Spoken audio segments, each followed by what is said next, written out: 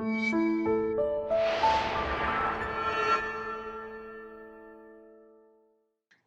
yes, yes, yes. That was awesome. That was awesome. That was everything that I wanted.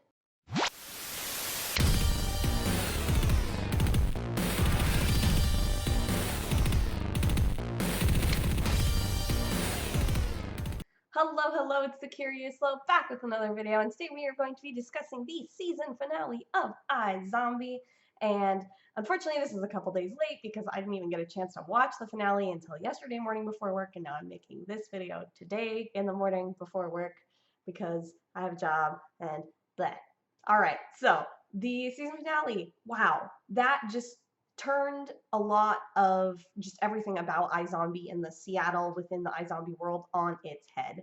So just starting off, it was episode 218 and 219, respectively called Deadbeat and Salvation Army.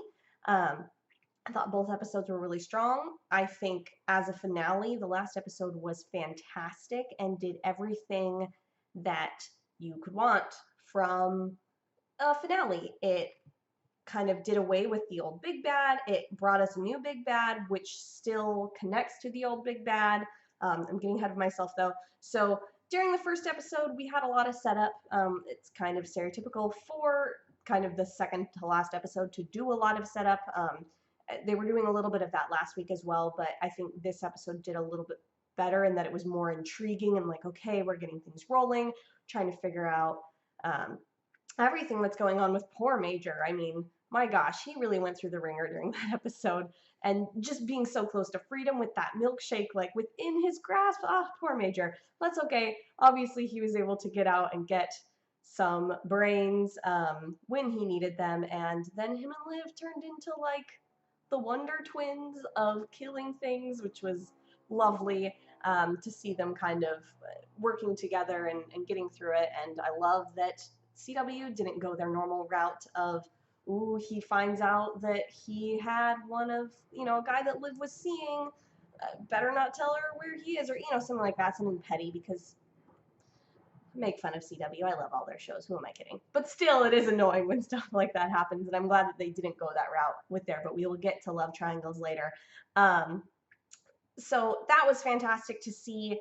I loved the idea of this like lock-in party that they had to infiltrate, and then of course everything goes south, and really for the first time on this show we got full blown, and these were not like your slow zombies. These are 28 days later running infected zombies. Like when they were trapped in that little room and Clive's like, I'm not becoming one of them, like I have 2 bullets for them and 1 for me. I was like, oh, Clive.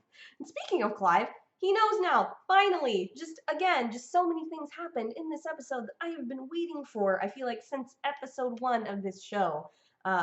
This is really just a new normal for the show. We've got a lot of exciting stuff going forward in the next season. Let's talk about that like military for hire lady is a zombie and all of her people are zombies. And I mean, like, we've had Blaine sort of as like a zombie that's sort of an antagonist, but going forward it seems like they're going to sort of unite against an even greater evil, which they sort of have been, but it was more an uneasy alliance. And I do feel like going forward they're really going to be like, who cares about drug trade and the stuff you've done in the past? Like, this is a huge amount of zombies that are going to be trying to literally take over Seattle. Like, not just turn a few people and make some bucks and, do a little bit of dirty stuff on the side. Like, this is like a big issue. And that'll be interesting to see how that plays out. Speaking of Blaine and the love triangle that I mentioned earlier. So I think that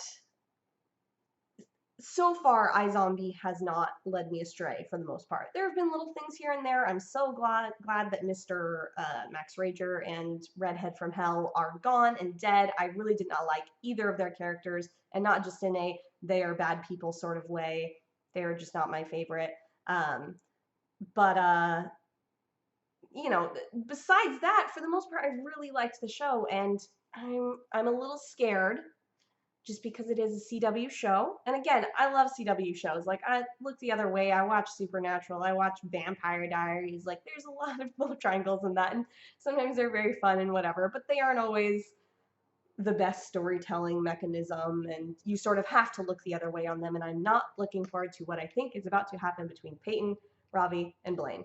It really seems like they are kind of building up this little love triangle between the two of them. I mean, Blaine was able to get to Peyton before Ravi was, and I just don't want to see characters that I think are extremely smart go down that path.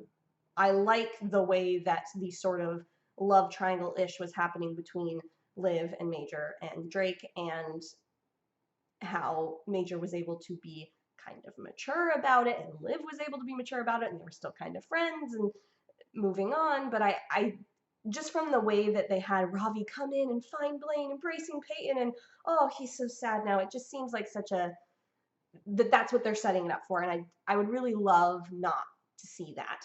Other than that, I really loved this episode. Like I said, we got rid of some characters that I have not been super interested in.